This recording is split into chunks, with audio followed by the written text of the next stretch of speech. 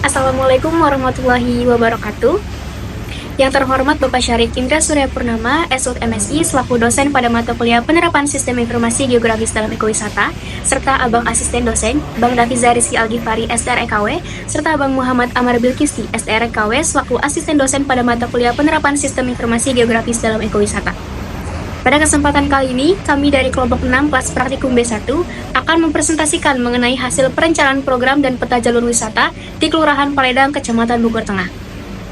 Selanjutnya izinkan saya untuk memperkenalkan anggota kelompok 6. Saya Azmi Hairunisa dengan NIM J0402231126 bersama rekan-rekan tim, yaitu ada Muhammad G. Farhalus Manaputra dengan NIM J0402231131, lalu ada Saidah Wafa Mutmainah dengan NIM J0402231130, lalu ada Sultan Faris Azim dengan NIM J0402231127. Selanjutnya ada Syifa Puspitasari dengan NIM J0402231132, dan yang terakhir ada Zahrina Febiran dengan NIM J0402231124.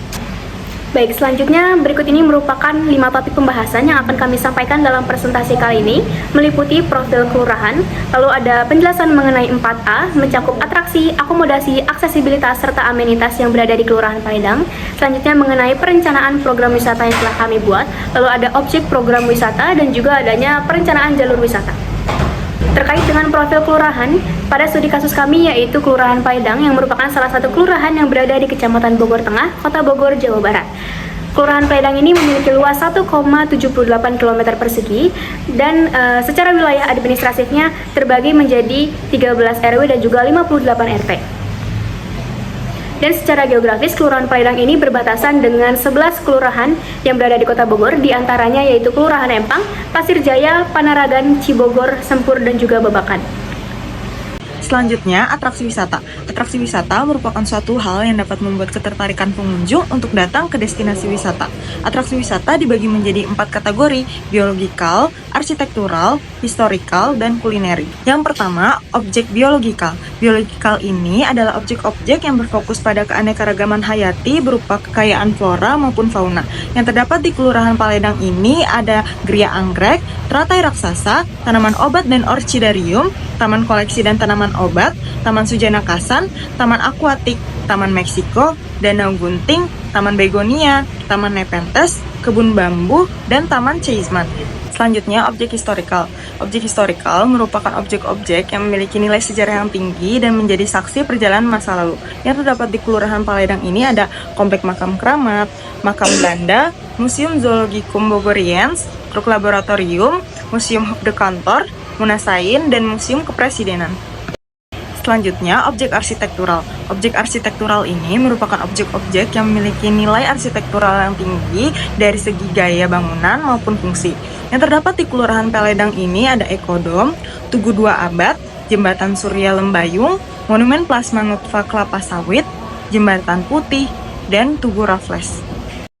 Dan terakhir, objek kulineri. Objek kulineri ini merupakan objek-objek yang berfokus pada wisata kuliner, baik kuliner lokal maupun internasional. Yang terdapat di Kelurahan Paledang ini ada Restorasa dan Secret Garden yang terdapat di Kebun Raya Bogor. Dan yang terakhir, Rumah Makan Gumati yang terdapat di luar Kebun Raya Bogor. Di Kelurahan Paledang juga terdapat beberapa akomodasi yang bisa menjadi pilihan wisatawan untuk menginap di Kelurahan Paledang. Terdapat Royal Hotel Bogor, Oni Hotel Bogor, Sahira Boutique Hotel Paledang, Wisma Juanda Bogor, Mitra Red Doors, dan Tom's Homestay. Baik, selanjutnya Kelurahan Paledang memiliki aksesibilitas yang baik karena berada di pusat kota Bogor. Jalan-jalan utama menuju wilayah ini sebagian besar telah beraspal dengan kondisi yang cukup baik. Beberapa ruas jalan di lingkungan pemukiman memang sempit dan cenderung padat saat jam sibuk. Jalan Surya Kencana dan Jalan Kapten Muslihat menjadi jalur utama yang menghubungkan Paledang dengan wilayah lain di kota Bogor. Kondisi jalan mendukung untuk kendaraan roda 2 maupun roda 4 dan trotoar tersedia di beberapa titik untuk pejalan kaki.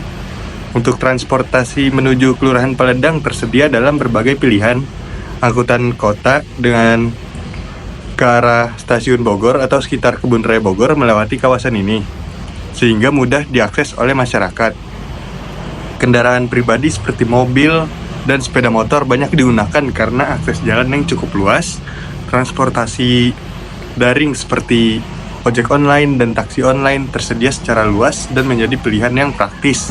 Stasiun Bogor ini juga dekat dengan Paledang, memudahkan akses bagi pengguna KRL komuter lain dari Jakarta dan sekitarnya. Baik, selanjutnya ada amenitas. Yang pertama ada ATM BNI Juanda Bogor, kemudian yang kedua ada Danamon Bogor Juanda, yang ketiga ada BCA KCU Bogor. Kemudian untuk tempat ibadahnya, itu yang pertama ada Musola Kebon Raya Bogor, kemudian ada Gereja Zebaot, kemudian yang ketiga ada Gereja Katedral. Untuk sarana transportasinya itu ada Stasiun Bogor Paledang. Adapun perencanaan program wisata yang kelompok kami buat, yaitu kami mengusung wisata edukasi, di mana wisata edukasi ini memiliki beberapa tujuan, diantaranya adalah untuk memahami dan juga mendalami budaya dan juga sejarah yang ada di Indonesia. Selain itu juga untuk membangkitkan semangat dan rasa bangga kepada sejarah dan budaya yang telah ada secara turun-temurun dan mengkaitkan kehidupan pada zaman dulu dengan kehidupannya sekarang secara relevan. Lalu ada judul yang kami ambil, yaitu Ngulik Negeri, Exploring History, Living the Legacy, di mana ngulik negeri ini diambil dari kata bahasa Indonesia non-baku, yaitu mengulik. Mengulik ini sendiri memiliki arti yaitu mencari ataupun mendalami suatu informasi, dan Exploring History, Living the Legacy ini memiliki makna ataupun filosofi, yaitu untuk meningkatkan semangat dan juga untuk memelihara budaya dan juga sejarah yang ada di Indonesia. Baik, berdasarkan penilaian KOL tahun 2003 yang mempertimbangkan beberapa aspek seperti kemenarikan, kelangkaan, daya tarik, kemusiman, aksesibilitas, dan kendala, kelompok kami memilih 3 objek dengan rata-rata nilai tertinggi sebesar 4,3. 3 objek tersebut diantaranya adalah Museum Nasional Sejarah Alam Indonesia, Museum Kepresidenan, dan Rumah Makan Gumatim, yang menjadi 3 objek yang kelompok kami pilih sebagai objek untuk program wisata yang telah kami rancang. Museum Nasional Sejarah Alam Indonesia atau biasa disebut dengan Munaisain menawarkan pengalaman belajar mendalam tentang sejarah alam dan budaya Indonesia melalui koleksi peninggalan dan keberagaman budaya dari setiap daerah yang ada di Indonesia. Sementara itu, Museum Kepresidenan menyimpan informasi terkait prestasi dan kiprah 6 presiden yang telah memimpin Indonesia, menjadikannya tempat penting untuk memahami sejarah politik dan perkembangan negara. Berbeda dengan keduanya, Rumah Makan Gumatim menyajikan aneka hidangan tradisional Sunda dengan suasana dan dekorasi yang otentik, menawarkan pengalaman kuliner yang lezat dan khas suku Sunda. Ketiga objek ini menawarkan pengalaman beragam bagi pengunjung, mulai dari pengetahuan sejarah hingga kelezatan kuliner lokal. Baik, selanjutnya mengenai penjelasan dari itinerary program wisata yang telah kami buat, yaitu Ngulik Negeri, dimulai pada pukul 8 hingga pukul 8.30 dengan total durasi 30 menit. Peserta berkumpul di titik kumpul yang telah ditentukan, yaitu di lapangan IPB Baranang Siang. Di sana juga dilakukan pembukaan oleh pihak pelaksana mengenai kegiatan yang akan dilakukan oleh peserta dan perjalanan dari titik kumpul menuju Munasain dengan menggunakan angkot yang sebelumnya telah disewakan oleh pihak pelaksana. Lalu selanjutnya pada pukul 8.30 hingga pukul 10 peserta mulai bereksplorasi di Munasain atau Museum Nasional Sejarah Alam Indonesia. Di sana dimulai dengan lantai 1 atau lantai dasar mengenai penjelasan artefak yang dipajang di rak dan juga lemari display yang berisikan kawasan alam Indonesia yang memanfaatkan untuk kehidupan sehari-hari. Lalu juga terdapat pakaian tradisional, mainan anak, alat pertanian, dan juga alat perikanan yang berasal dari berbagai daerah di Indonesia. Lalu juga berisikan informasi mengenai tumbuhan, obat tradisional, dan juga bahan alami. Lalu miniatur rumah adat, dan terakhir adalah kain dan juga pakaian adat di setiap daerah yang ada di Indonesia. Lalu setelah bereksplorasi di lantai dasar, peserta diajak untuk melanjutkan eksplorasi di lantai 2 yang mengenai sejarah dan juga tokoh-tokoh penting ilmu alam selama 20 menit. Di sana diberikan penjelasan mengenai emas hijau Nusantara dan juga awal mula didirikannya Kebun Raya Bogor. Lalu peserta juga diberikan informasi mengenai tokoh-tokoh naturalis seperti Rumpius, di mana dengan karya yang paling menonjol atau yang paling fenomenal yaitu karya besar Rumpus berupa herbarium dan juga koleksi rempah yang dipajang di bawah lantai kaca.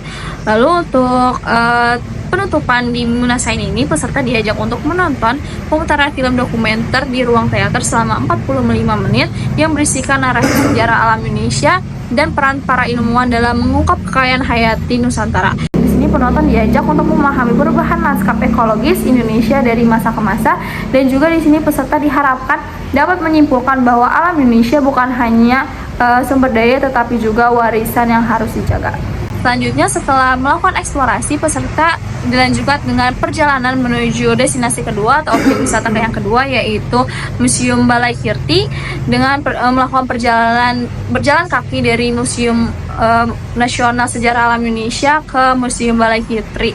Selanjutnya, pada pukul 10 hingga pukul 11, peserta dilanjutkan dengan eksplorasi di Museum Kepresidenan atau Museum Balai Kirti dengan dimulai dengan lantai 1, yaitu Galeri Kebangsaan. Pada pintu masuk disambut dengan patung Garuda dan juga beberapa teks-teks fundamental seperti Pancasila, Sumpah Pemuda, dan juga pembukaan Undang-Undang Dasar dan beberapa teks-teks fundamental lainnya. Di sini yang menjadi ikonik dari lantai 1 di Museum Balai Kirti ini adalah 6 patung presiden yang telah memimpin negara Republik Indonesia. Lalu setelah itu peserta diajak untuk menuju ruang audiovisual yang menyaksikan tayangan singkat yang dirangkum mengenai perjalanan hidup dan juga kepemimpinan dari 6 presiden. Selanjutnya, setelah bereksplorasi di lantai 1, dilanjutkan dengan menuju lantai 2 yang berisikan mengenai galeri kepresidenan. Di sana berisikan koleksi dan juga informasi mengenai karya yang berkaitan dengan prestasi dari setiap presiden. Dan juga setiap sudut menyajikan narasi visual dan tekstual mengenai kontribusi dalam berbagai bidang pembangunan dan juga kebijakan. Di lantai 2 juga menyediakan perpustakaan kepresidenan yang menyimpan publikasi dan juga literatur mengenai kepresidenan yang di Indonesia. Selanjutnya dilakukan di lantai 3, yaitu adalah pantai terbuka yang berisikan beberapa koleksi tanaman tropis dan juga pemandangan dari sudut Istana Bogor. Lalu setelah selesai melakukan eksplorasi di Balai Kirti, akan dilanjutkan dengan perjalanan menuju untuk makan siang ke Gumati pada pukul 11 hingga pukul 12. Di sana di restoran Gumati ini untuk menu makan siang telah ditentukan, yaitu nasi uduk dengan ayam goreng, sayur asam, dan juga kopi yang merupakan menu dari menu khas dari Sunda. Di sana juga peserta dapat menambah menu sendiri namun dengan biaya sendiri dan tidak ditanggung oleh pihak panitia. Setelah makan siang, peserta akan melakukan kuis yang berisikan seputar kegiatan yang sudah dilakukan oleh peserta di Museum Munasain ataupun di Museum Kepresidenan, yang berisikan mengenai pertanyaan-pertanyaan seperti museum bagian mana yang paling menarik, ataupun sebutkan 2 koleksi yang paling menarik di Museum Kepresidenan dan apa yang membuat menarik di Museum Munasain. Setelah melakukan kuis, bagi peserta yang bisa menjawab pertanyaan akan mendapatkan hadiah yang telah disiapkan panitia, yaitu gantungan kunci dengan tulisan Bogor. Setelah melakukan kuis dan juga makan siang, peserta akan kembali ke titik kumpul, yaitu di lapangan IPB Baranang Siang dengan masih menggunakan angkot yang telah disewakan dengan perjalanan selama 15 menit dan kembali ke titik kumpul dan penutupan di lapangan IPB Baranang Siang. Baik, selanjutnya berikut ini merupakan peta jalur wisata yang telah kami rancang dengan skala 1 berbanding 800.000, yang mana peta jalur wisata yang kami tampilkan ini merupakan peta wisata dengan adanya area pertimbangan jalur. Dan bisa dilihat pada gambar, untuk yang warna hijau ini merupakan area pertimbangan jalur dengan radius 400 meter, lalu yang warna krem atau kuning muda ini merupakan area pertimbangan jalur dengan radius 800 meter, serta yang warna biru merupakan area pertimbangan jalur dengan radius 1.200 meter. Selanjutnya, peta jalur wisata ini juga dibuat dan dilengkapi dengan adanya judul peta yang terletak di pojok kanan atas dan berjudul Peta Jalur Wisata Kelurahan Paledang. Lalu, peta wisata ini juga dilengkapi dengan adanya inset yang menunjukkan lokasi dari Kelurahan Paledang itu berada. Selanjutnya, peta wisata ini juga dilengkapi dengan adanya penjelasan mengenai legenda-legenda yang muncul pada peta tersebut, mencakup adanya amenitas yang berlokasi dekat dengan objek wisata, lalu ada atraksi dari program wisata, serta adanya jalur pemanduan wisata dan juga adanya area pertimbangan jalur yang sudah saya sebutkan sebelumnya. Peta wisata ini juga dilengkapi dengan adanya skala bar dan juga arah mata angin untuk memudahkan audiens untuk membaca peta. Peta jalur wisata yang telah kami rancang juga, namun tanpa adanya area pertimbangan jalur.